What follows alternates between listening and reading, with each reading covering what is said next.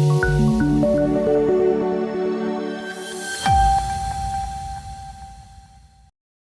સોમનાથના સમુદ્ર કિનારા પરથી કરોડોનું ડ્રગ્સ મળી આવતા એસપી દ્વારા પ્રેસ કોન્ફરન્સ યોજી માહિતી આપવામાં આવી।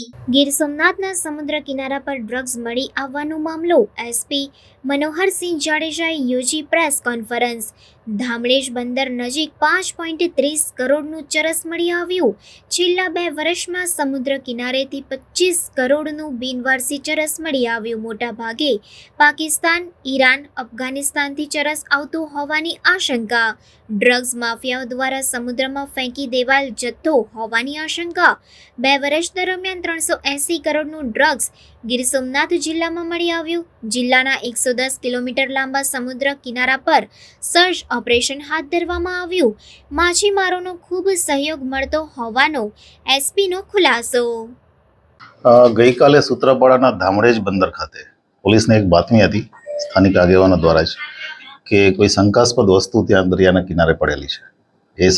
એ બાતમીના આધારે પોલીસે એસઓજીની ટીમે ત્યાં તપાસ કરી, આજુબાજુ પણ સર્ચ કર્યું અને એમાંથી 10 કિલો અને 500 ગ્રામ ચરસના પેકેટ મળ્યા છે। ટોટલ એની કિંમત અત્યારે 5 કરોડ 30 લાખ જેટલી થાય છે। 9 પેકેટ અમને અત્યારે મળ્યા છે અને ત્યાર પછી અમે આખા જ જે 110 કિલોમીટરનો દરિયા કિનારો છે એમાં આજે ફરીથી અમે ફૂટ પેટ્રોલિંગ કરી રહ્યા છીએ। આ જે ચરસનો જથ્થો છે એમાં કોઈ આરોપી અમને મળ્યા નથી। દરિયામાંથી તણાઈ અને પ્લાસ્ટિકના પેકેટમાં પેક કરેલું મળી આવ્યું છે। આ જે પેકેટ છે અગાઉ આની પહેલાં પણ એકાદ મહિના પહેલાં આપણા જિલ્લામાંથી પણ મળેલા, અન્ય જિલ્લાઓમાં દ્વારકામાં, કચ્છમાં પણ મળેલા એ જ પ્રકારના પેકેટ છે। ઉર્દુ ભાષામાં અમુક સિમ્બોલ લખેલા છે અને મોસ્ટ પ્રોબેબલી આ પેકેટ અફઘાનિસ્તાન, ઈરાન અને પાકિસ્તાનમાંથી આવેલાની શક્યતા છે। આપણા જિલ્લાની વાત કરીએ તો છેલ્લા 2 વર્ષમાં અમે ટોટલ 380 કરોડના કિંમતના ડ્રગ્સના કેસો કર્યા છે। એમાંથી 25 કરોડનું ડ્રગ જે છે એ આવી રીતે બિનવારસુ સ્વરૂપમાં મળ્યું છે। 350 કરોડ જેટલું ડ્રગ છે એમને હેરોઇન સ્વરૂપે મળેલું, એમાં આરોપી પકડાઈ ગયા છે અને બાકીનું જે છે એ અમે અહીંયા લોકલ લેવલે જે ગાંજો છે કે નાની મોટી એમડીની જે કેસો કરેલા છે એની વિગત છે। ઘણા બધા રીઝન હોઈ શકે છે પણ જે પ્રોબેબિલિટી અમને લાગે છે એ મુજબ દરિયામાં કોઈ એજન્સી, નેવી, કોસ્ટગાર્ડ કે કોઈ પણ એજન્સી જે સિક્યુરિટી એજન્સીના ડરથી કોઈ પણ બોટમાંથી ઇન્ટરનેશનલ બોર્ડરની આસપાસ કોઈ ફેંકી દીધા હોય અને ત્યાર પછી એ તરતા તણાઈને અલગ અલગ જિલ્લાઓમાં જે મળ્યા છે એના આધારે એવું જજમેન્ટ લઈ શકાય કે આ કારણ એક હોઈ શકે છે। આપણા જિલ્લામાં સ્થાનિક જે લોકો છે એનો ખૂબ સારો સહયોગ છે। એ લોકોની કારણ કે 110 કિલોમીટર દરિયા કિનારો છે એનું પ્રોટેક્શન કરવું પોલીસ માટે પણ એક ચેલેન્જ છે અને એ સ્થાનિક લોકોના સહયોગને કારણે જ અત્યાર સુધી જેટલી પણ સફળતા પોલીસને મળી છે એમાં ખૂબ એમનો સહયોગ રહ્યો છે અને હજી પણ પોલીસ સતત એમની સાથે સતત સંપર્કમાં છે। ફિશિંગ એક્ટિવિટી હમણાં પાછી ચાલુ પણ થશે અને અમે આ વખતે થોડાક સુધારા પણ એમાં કર્યા છે, જેમાં નાવિકનું પોલીસ વેરિફિકેશન કમ્પલસરી કર્યું છે। એ ઉપરાંત બોટ જે ફિશ લેન્ડિંગ સેન્ટર છે ત્યાં અમે બોટ ચેકિંગ રેન્ડમ કરી રહ્યા છીએ। એને કારણે પણ પરિસ્થિતિમાં ઇમ્પ્રુવમેન્ટ આવશે।